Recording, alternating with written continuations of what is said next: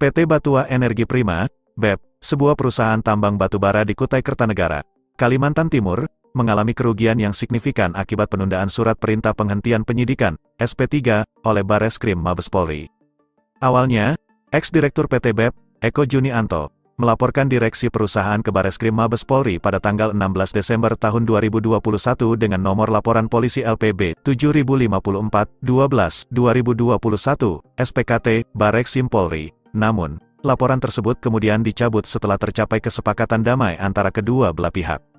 Laporan Eko Junianto kepada Bareskrim Mabes Polri didasarkan pada proses penggantian dirinya sebagai Direktur PT BEP yang terkait dengan masalah kebangkrutan di perusahaan tambang tersebut. Saat ini, jabatan Direktur Utama PT BEP dipegang oleh Erwin Raharjo setelah menggantikan Eko.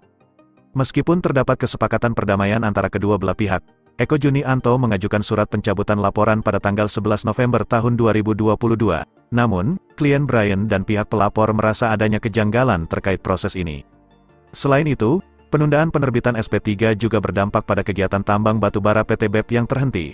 Hal ini disebabkan oleh nonaktifnya Minerba Online Monitoring System, MOMS, oleh Direktorat Jenderal Minerba Kementerian Energi dan Sumber Daya Mineral, ESDM, yang mengakibatkan PT BEP tidak dapat mengakses sistem tersebut yang merupakan bagian dari prosedur pertambangan yang sedang berlangsung.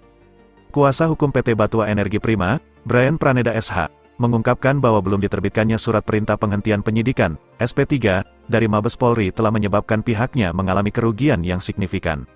Salah satu dampak negatif dari situasi ini adalah ketidakpastian hukum bagi pihak terlapor dan pelapor dalam proses eksplorasi dan eksploitasi tambang batubara. Akibatnya, proses tersebut terhenti dan berdampak pada kerugian finansial bagi PT Batua Energi Prima.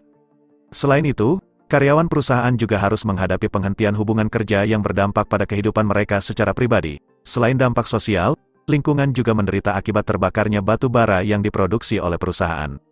Brian Praneda menambahkan bahwa pihaknya telah melakukan klarifikasi kepada penyidik melalui laporan yang menjelaskan bahwa proses perdamaian sudah dilakukan. Selama ini, PT Batua Energi Prima telah mengajukan permohonan berulang kali kepada Bareskrim Mabes Polri agar penyidikan terhadap laporan dihentikan.